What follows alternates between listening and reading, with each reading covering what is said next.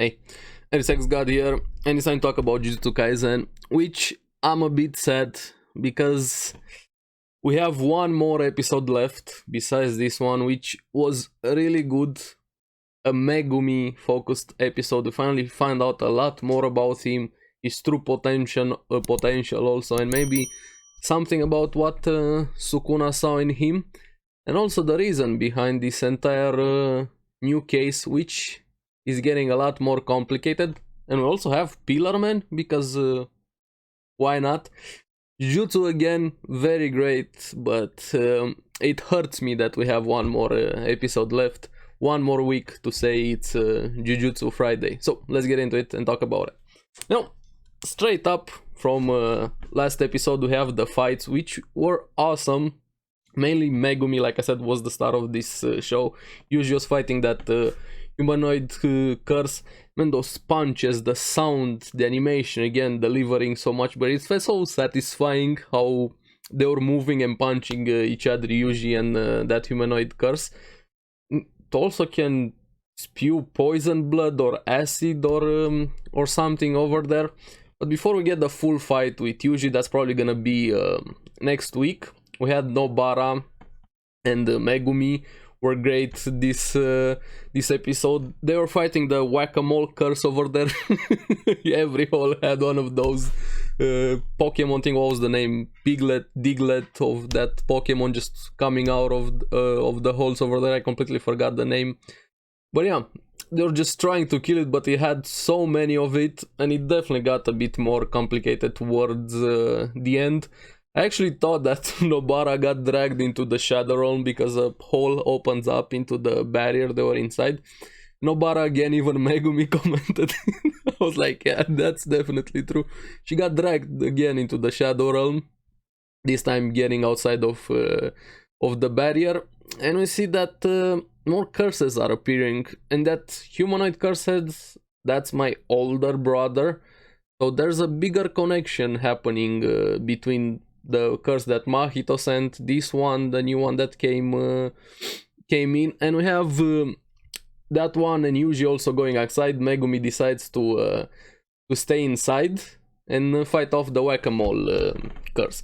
But outside, I was instantly hit. Hey, is this a JoJo reference? Because that curse that was outside, or human or whatever it was, 100% the way he was talking, moving, the poses, looking, I thought that guy has to be a Pillar Man, dude. 100% that guy is a Pillar Man. So we have a JoJo reference into Jujutsu Kaisen. Even the mannerism he had, the way he was talking to Nobara, telling her, I'm just here for an errand, so I'm willing to let you go.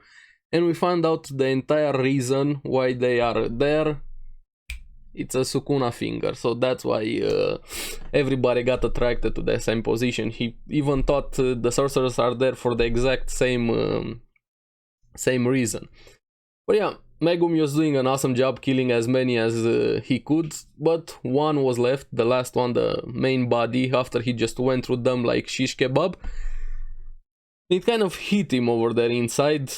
Why did it start killing humans now? Why just now? The timing, everything, and it hit him, the Sukuna finger. Everybody there to retrieve the Sukuna finger. That's why the curses started acting over there.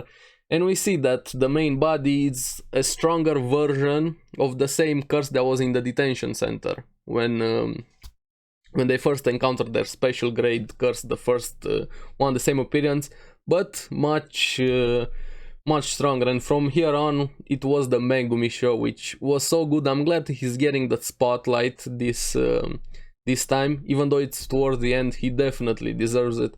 Get some flashbacks with him and Gojo training, and man, Gojo with those glasses, and especially in the Jujutsu stroll.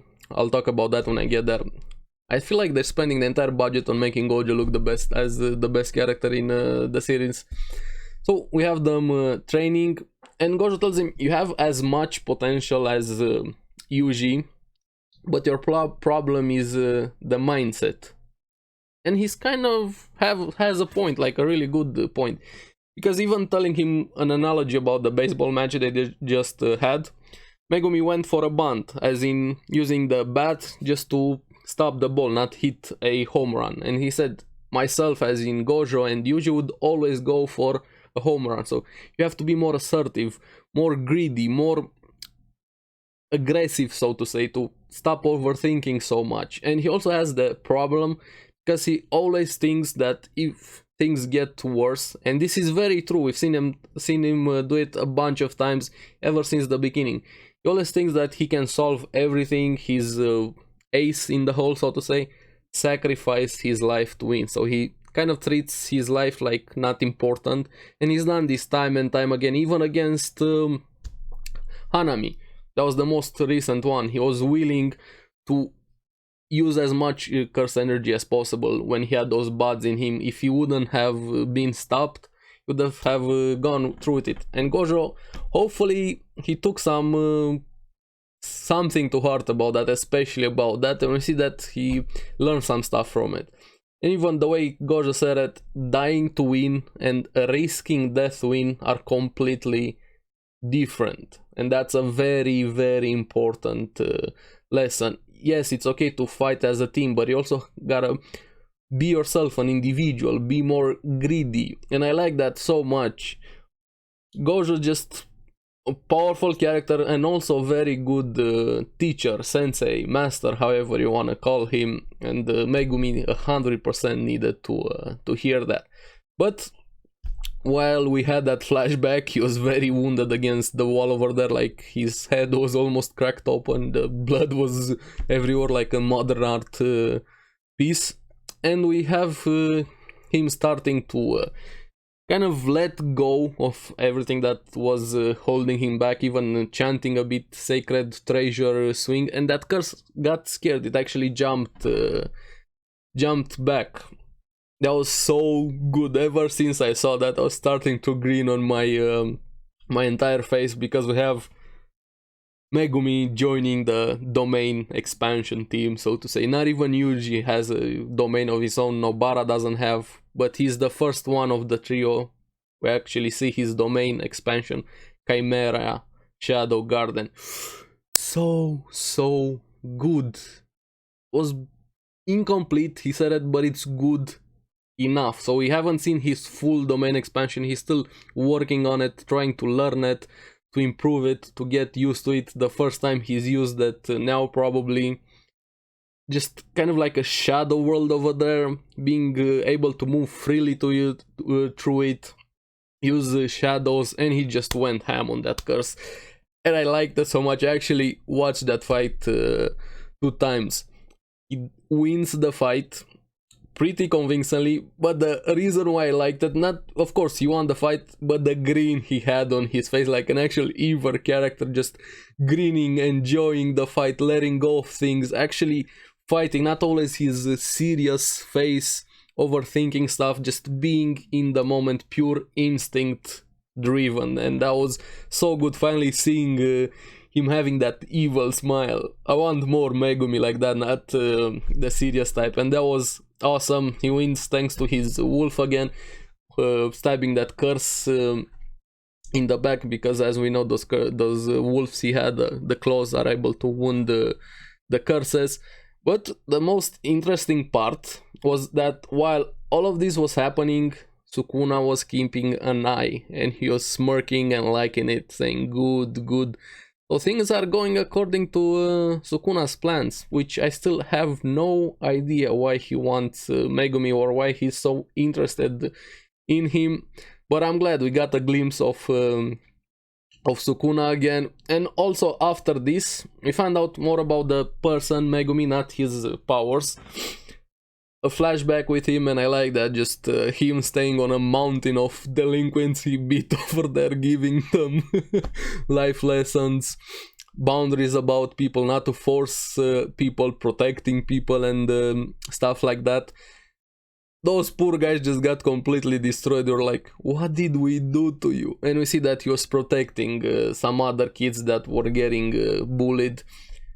How his worldview started, so to say, how he hates bad people, entitled ones, which I agree completely about him.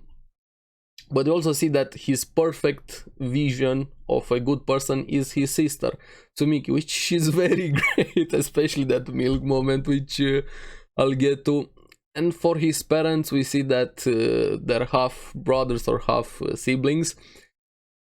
His father and Tsumiki's mother just got together, and then they vanished when he was a kid. He had no information as to why his sister, now in that flashback we see her always trying to protect him, to get him to stop getting into fights and stuff like that. And she even threw a milk cart at him and it spilled over.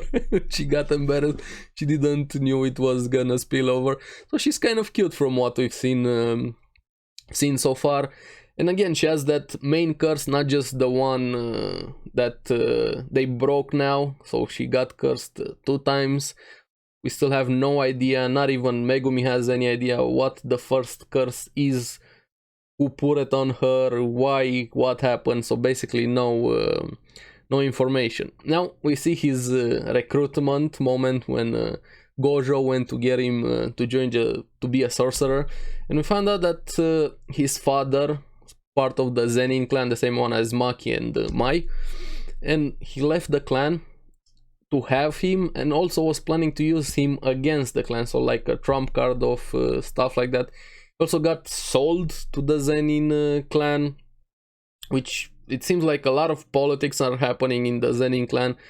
I'm hoping we're gonna get an arc or something about that with Megumi's father, Maki and Mai's father, that guy we saw a few episodes ago. So there's a very important thing, I don't know what to call it, happening with the clans, especially the Zenin one.